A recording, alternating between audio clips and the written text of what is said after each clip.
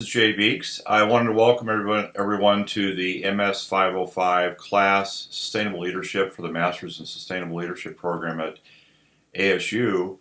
I am Jay Beeks and I will be your online instructor for this course. This video is provided to help you to get to know me, and I hope to get to know all of you a little bit better as time goes on. Ideally, I would like to have at least one phone call with each of you over the next couple of weeks. I think this is helpful for both of us. A little bit about myself. My wife Cindy and I live in Beaverton, Oregon, just outside of Portland in a small townhome here.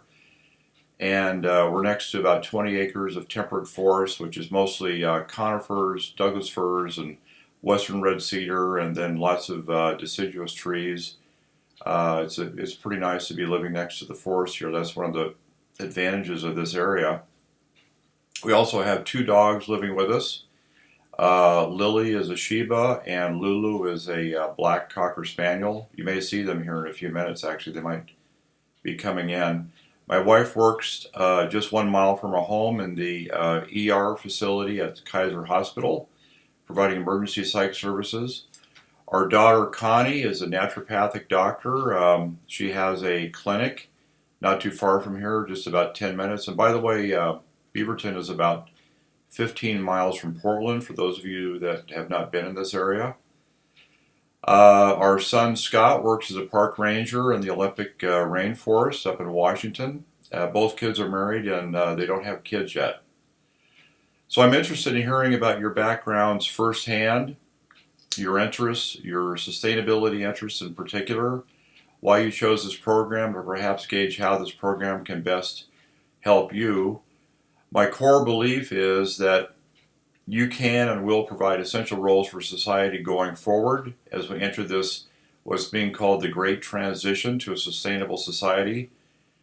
By the way, it is also my belief that if we don't make this great transition, that we're in for some rough times here, both societal, financial, and also ecological, in terms of an ecological collapse at our present rate of consumption. So all of you are of essential and profound importance, proposing that we go with the first route rather than the second route. Much of my background outside of the academic environment has been in first and second level management positions. Working for two large electric utilities, I worked as an engineering manager for Southern California Edison, and then I worked as an engineer for Portland General Electric. And then I've also been a science and engineering manager with consulting firms, and I was an engineering manager with the state of Oregon. So I've had quite a bit of management experience. My positions have typically held about 20 people altogether, ranging in a lot of different job classifications. They've included engineering fields, environmental, civil, geotechnical, even electrical engineers, geologists, CAD specialists, administrative, clerical, and so on. My work has been in coal, oil, gas, and nuclear power plants to a large extent as an engineering manager, and then also recently doing some consulting work on renewable energy projects, wind farms, solar farms. Worked on hydroelectric projects for dam deconstruction as a project manager, and also for dam construction, for new earthen dam construction. My experiences in management have been, I would say, edifying and challenging as well, and arguably more challenging than edifying at times. I think my groups have accomplished some great things, though, and I can honestly say that every project or activity we completed resulted in some kind of an improvement. Two of my favorite projects were the design and construction of the Stubbs Stewart State Park. It's actually just about 14 miles from here. It was about a $20 million project, putting in a complete campground, several campgrounds, horse camping, and that type of thing. Probably 15 buildings in total were put into that facility. And the project went pretty well, a little bit over budget, but it was a highly successful project, and it's probably the most sustainable park facility, state park facility in the country. We based it on a design from a book called Planning Parks for People. So it was taking into account some of the newer sustainability designs for park projects. And then another project that I really enjoyed was the deconstruction of the Condit Dam in Washington, which opened up about 20 miles of salmon habitat. It was quite a big, it was at the time, it was the largest deconstruction project of its kind. That occurred around 2012. In my view, however, the most difficult and sorely overlooked difficulty of any management job has to do with the personnel problems. That can be disgruntled employees or other who just aren't very happy people.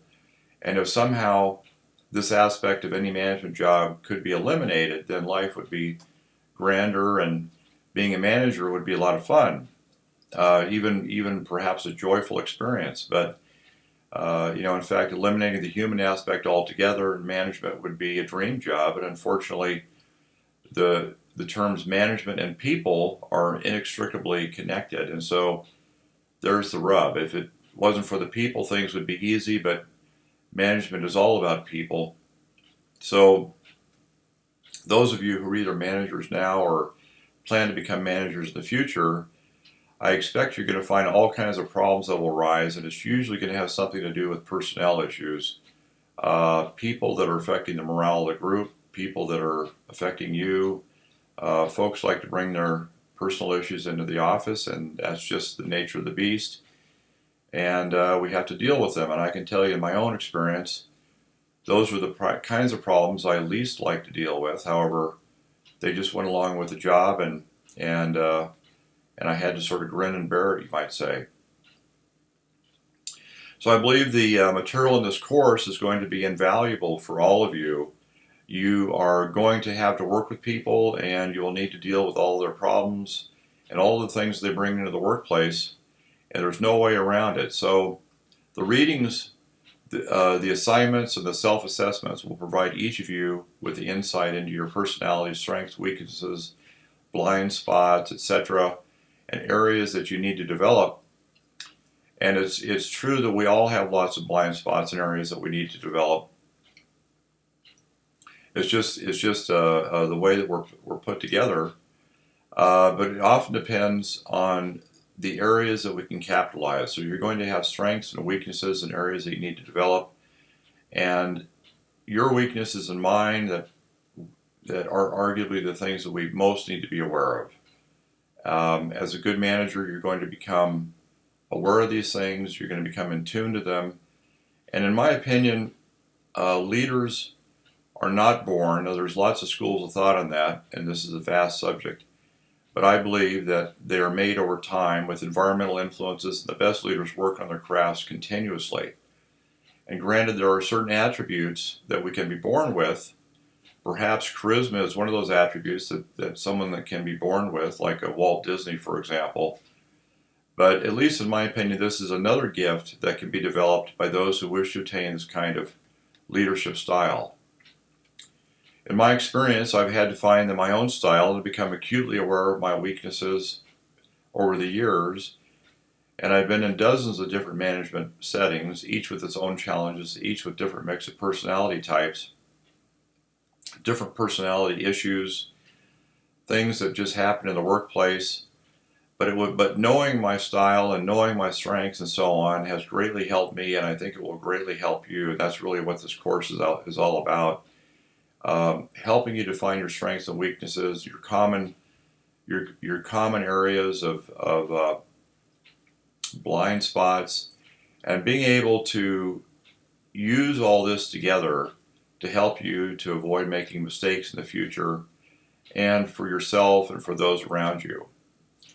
Obviously, being a better manager makes life a lot easier for those around you as well. And I don't know about most of you, but I think in my experience, having worked for, say, 10 managers, I can honestly say that I've only worked for 2 really good ones. And that actually is a success story, because most of us will find that we can work our entire lives and never find a good manager. So unfortunately, they're few and far between. My own style, the style that I aspire to have anyway, is as a transformational leader. I've attempted to be a visionary, systems thinking, holistic, enabling, service oriented type of a manager and trying to create an adaptive culture that is both flexible and personal, even touchy feely, you might say. And what I've learned is that this style and this kind of culture is great in some instances and not so good in others. As an example, work emergencies may be better served by a more direct command and control, top down chain of command type of a manager. And I can say that I've been in some of those situations where my particular management style wasn't ideal. I mean, I've been in some pretty interesting situations. I was working as a lead engineer at a coal generating station in Laughlin, Nevada, called the Mojave Generating Station. And in 1986, we had a severe accident there that it ended up being a steam rupture that knocked down a control room wall and trapped people inside with 1,000-degree steam under pressure from the pipe that was about 600 pounds per square inch. And I had just left that control room not 60 seconds before it happened. So I actually consider the one of the great miracles of my life is that I'm sitting here today and I missed that accident. But I had to respond like everybody else did, and we had about a dozen casualties. About another 7 people were permanently burned and maimed, and we all had to kind of group together, grab the people, grab the bodies, get them down on the street, which was about 4 levels down below from the control room. Put water on them, try to get them hydrated, wait for the ambulances to come, and that type of thing. And I can say that picking up the pieces after that accident was something that didn't come naturally to me, and I think would come more naturally to a more of a top-down, more of a direct type of a manager, which is not always the kind of manager that we like to work for, but there are some situations where those kinds of managers, I think, do play an important role. I've been in some other situations like that, some pretty hair-raising experiences in nuclear power plants, but I won't go into those in much detail here. But so as we go through the literature in this course, it will soon become apparent that the subject of leadership is a vast and broad subject. And it is so well researched that it's hard to find room for new and relevant discoveries, at least in my opinion. And yet the subject is so interesting and so important that new insights and revelations occur every day.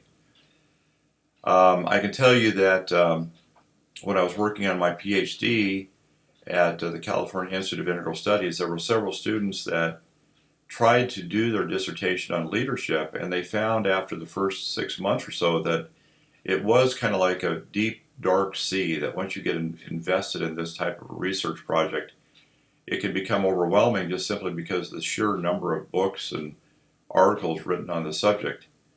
So it's just one of those subjects that's quite interesting to us. A lot of us would like to do more research on it.